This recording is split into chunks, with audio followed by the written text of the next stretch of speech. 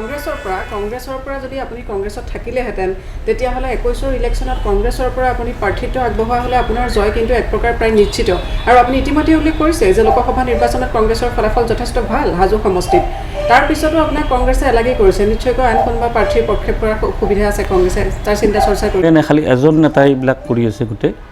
তেওঁৰ পৰিকল্পনা দুলু হৈ গ'ল একদম খিলঞ্জীয়া মুছলিম মানুহ মইতো হিন্দু মুছলিমৰ কথা নাভাবোৱে মোৰ পত্নী এগৰাকী অনুসূচিত জাতিৰ পৰিয়ালৰ হয় কিন্তু মোৰ ৰাজনীতিৰ লগত নহয় মই যোৱাবাৰ নিৰ্বাচন খেলোঁতে তাত কেম্পেইনিং কৰিছে কিন্তু তেখেতৰ ভাৱ এটা হৈছে যে মই বহুত নাম কৈছোঁ এইবোৰ নাম মই কৈ আৰু কাৰণ ময়ে প্ৰচাৰ কৰা হ'ব সেইবিলাক মানুহ যিমান নাম ক'বা প্ৰচাৰ কৰা হয় মানে ভাবিছে যে তেওঁ মুছলিম লিডাৰ হৈ যাব নেকি মোৰ সেইটো নাইকিয়া হৈ যাব তেনেকুৱা এটা মানে ইনচিকিউৰ ফিল কৰিছে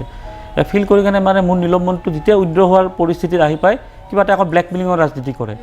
আকৌ কিবা এটা প্ৰস্তাৱ লয় এইবিলাক চতুৰ ভাই মইতো 15 বছৰ যদি মই মন্ত্ৰী থাকিলোঁ হয় বা 20 বছৰ বিধায়ক থাকিলোঁ হয় মোৰ ব্ৰেইনটো মই ভাল কামত লগালোঁ মানুহ খেদিব মই নকৰিলোঁ হয় মই যোৱাবাৰ পঞ্চায়ত নিৰ্বাচনক মই বেয়া পোৱা মানুহকো মই দলীয় প্ৰাৰ্থিত্ব দিছোঁ কাৰণ এইকাৰণে দিছোঁ যে মই প্ৰত্যাহ্বান সংবাদ মাধ্যমক কৈছিলোঁ যে জিলা পৰিষদ যদি মই 70% দখল কৰিব নোৱাৰোঁ তেতিয়াহ'লে মই নিৰ্বাচন নেখেলোঁ বুলি ক'লোঁ সংবাদ মাধ্যমত গতিকে মই তাত দেখিছোঁ যে উইনিং পচিবিলিটি কাৰ আছে যোন উইনিং আছে মোক বেয়া পালেও মই দিছোঁ টিকট আকৌ জিকাৰ পিছদিনাৰ পৰা মোক গালি পাৰিছে এই মুৰ্দাবাদ যে দিছে আপুনি চাবচোন মুৰ্দাবাদ কোনে দিছে কালি ষ্টেটমেণ্টো মই দেখিছোঁ সেইগৰাকী প্ৰাৰ্থিত্বটো বন্ধ কৰিছিলে মই ৰিপুণ বৰা ডাঙৰীয়াক কৈছোঁ যে এইগৰাকী ল'ৰাক যদি প্ৰাৰ্থিত্ব নিদিয়ে যিগৰাকী কালি মোক মুৰ্দাবাদ কৈছে যদি নিদিয়ে তেতিয়াহ'লে মই কিন্তু ৰিস্ক নলওঁ তাৰপাছত মই টিকট দিয়ালোঁ জিকাৰ পাছত মই ছাছপেণ্ড হোৱাৰ পাছত লগালগ সোমাই দিলে ব্ৰেইনত মই অলপে ক'লোঁ যে বিধায়ক হ'ব মন গৈছে বোলে এতিয়া উপায় নাই কালি মুৰ্দাবাদ দি আৰম্ভ কৰিছে কিন্তু ৰাইজেতো জানে যে এই ল'ৰাজনে প্ৰাৰ্থিত্ব কেনেকুৱা পালে কোনে ব্লক কৰিছিল কোনে জিকালে গতিকে এইবিলাক চাই আছে আৰু এতিয়া এইবিলাক ধৰি লওক আপুনি যিটো কথা কৈছে যে মই কংগ্ৰেছৰ পৰা টিকট পালে অলপ ভোটৰ জিকা ব্যৱধানটো বেছি হ'ব কিন্তু মই যদি কংগ্ৰেছৰ বাহিৰত থাকি ইলেকশ্যনটো খেলিব লগা হয় জিকাটো জিকিম কিন্তু মাৰ্জিনটো কম হ'ব কিন্তু মই জিকিম সেইটো আপুনি নিশ্চিত থাকক কাৰণ মোৰ আপোনাৰ কংগ্ৰেছে এলাগি কিয় কৰিলে কংগ্ৰেছে বেলেগ প্ৰাৰ্থী প্ৰক্ষেপ কৰাৰ যোজনা চলাইছে নেকি ইতিমধ্যে সাংবাদিকৰ নাম চৰ্চালৈ আহিছে নহয় কংগ্ৰেছে মোক কংগ্ৰেছৰ কোনো এজন নেতাৰ সময় নাই ইভেন মই যিটো সঁচা ক'ব লাগিব ৰিপুণ বৰাৰ লগত মোৰ বিৰাট এই ছাছপেণ্ডৰ সময়ত মই একদম মুকলি সংঘাত হৈছিলে আজিৰ তাৰিখত ৰিপুণ বৰাই নিজে কৈছে মই নাম নকওঁ যে মোৰো কি মুখ্যমন্ত্ৰী হ'ব মন নাই নেকি মোৰো কি দলটো ক্ষমতাত আনিব মন নাই নেকি তাত হাজোত দুলু আহমেদেই জিকিব কি ভাবি কৈছে কেনেকৈ কৈছে সেইটো মই নাজানো কাৰণ আজিকালি মোৰ জ্যেষ্ঠ ৰাজনীতিকবিলাকৰ কোনো বিশ্বাস নাইকিয়া হৈছে কি পৰিস্থিতিত কৈছে মই নাজানো কিন্তু কথাটো যেতিয়া ক'লে তুমি একফালৰ পৰা কৈছা যে দুলু আহমেদে হাজোত জিকিব বিকল্প কোনো নাই মোৰো মুখ্যমন্ত্ৰী হ'ব মন আছে মোৰো দলটো ক্ষমতাত আনিলে দিল্লীয়ে মোক ভাল পাব যদি তুমি একফালৰ পৰা মোক সমৰ্থন কৰিছা তে নিলম্বনটো কিয় প্ৰত্যাহাৰ নকৰা কথা আৰু কামৰ মিল আছে জানো মিল নাই এতিয়া চাব নিলম্বনটো আপুনি যিটো কথা ক'লে যে সাংবাদিক সোমাইছে সেই প্ৰেক্ষাপটটো মই আহিম এতিয়া আজি এই মোৰ নিলম্বনৰ পিছৰ পৰা নিলম্বন মই আজি এবছৰ আগে 13 মাহ আগে হৈছোঁ কিন্তু এইবোৰ আপুনি যাৰ সাংবাদিকৰ কথা কৈছে প্ৰতিদিন এই টাইমৰ সাংবাদিক খগেন কলিতা মোৰ ভাল বন্ধু হয় দেই মোৰ এতিয়াও বন্ধু কিন্তু ৰাজনীতিৰ ক্ষেত্ৰত ভাই ৰাজনীতিৰ পথাৰৰ ৰাজনীতি বন্ধুৰ ক্ষেত্ৰত বন্ধু বহুত ভাল মোৰ লগত হঠাৎ তেওঁৰ মাথাত কোনোবাই সোমাই দিলে যে আৰু মানে সংবাদ জগতৰ পৰাই ৰাজনীতিত গৈছে তাকো কংগ্ৰেছৰ এই মানে ডাঙৰ ঘৰিয়াল থকা ৰাজনীতিত গৈছে ক'ত গিলিব গমে পোৱা নাই এতিয়ালৈ আমিতো আৰু যোৱাবাৰ মই কি হৰেণ দাস ডাঙৰীয়াৰ কিৰিপ চলীয়া ডাঙৰীয়া থকাৰ পাছত সেই প্ৰাৰ্থিত্ব মই আনিছোঁ মোকো খুব সহজ ৰাজনীতিক বুলি ভাবি নল'ব ক'ত খেলিব লাগে ক'ত ফেৰি কৰিব লাগে মই জানো যোৱাবাৰ তাকো মই নতুন আছিলোঁ মোক প্ৰাৰ্থী দিয়াৰ সময়ত চবে ঠাট্টা কৰিছিলে বা সংবাদ মাধ্যমৰ পৰাতো কংগ্ৰেছৰ ৰাজনীতিলৈ মানুহ আহিছে যেনেকৈ আব্দুল খালেক ডাঙৰীয়াৰ কথা যদি কওঁ তেওঁ সংবাদ মাধ্যমৰ পৰা আহি আজি স্থান দখল কৰি আছে কংগ্ৰেছত নহয় আছে কিমান দিনৰ পিছত তেওঁ স্থান পাইছে তেওঁ কিমান দিন ৰাইজৰ কাম কৰিছে আপুনি সেইটো চাব লাগিব কিন্তু 6 মাহ ইলেকশ্যন আছে আপুনি যাই কিনে ক'ব মই এইবিলাক ৰাইজে আৰু আপুনি খালেক ডাঙৰীয়াৰ কথা কৈছে খালেক ডাঙৰীয়া সংবাদ মাধ্যমৰ বাদ দিয়াৰ পিছত তেখেতে সংগঠন বহুত কৰিছিল তাত সংগঠন কৰাৰ পিছতে তেখেতক দলীয় প্ৰাৰ্থিত্ব দিছিলে তাৰপিছত সাংসদ দিলে এনেকুৱা নহয়তো যে মই অমুকে দুলু আহমেদৰ সমষ্টি ভাল বনাই থৈ দিছে এপচন পালেই জিকি যাম মই ক'লোঁ কি 25-30 ভোট তাতে সেইখিনি ফেক্টৰ ভোট নহয় জানো ঠিক আছে তোমাৰ ৰাইজৰ সেৱা কৰিব মানুহ ইচ্ছা যায় ইচ্ছাৰ বিৰুদ্ধে মই ক'ব নালাগে তোমাৰ যদি সঁচাকৈ ইচ্ছা গৈছে যে ৰাইজৰ সহায় কৰিব এই 5 বছৰ কিয় শুই আছিলা মই বেলেগ বাৰু মই 15-20 বছৰ নাযাওঁৱে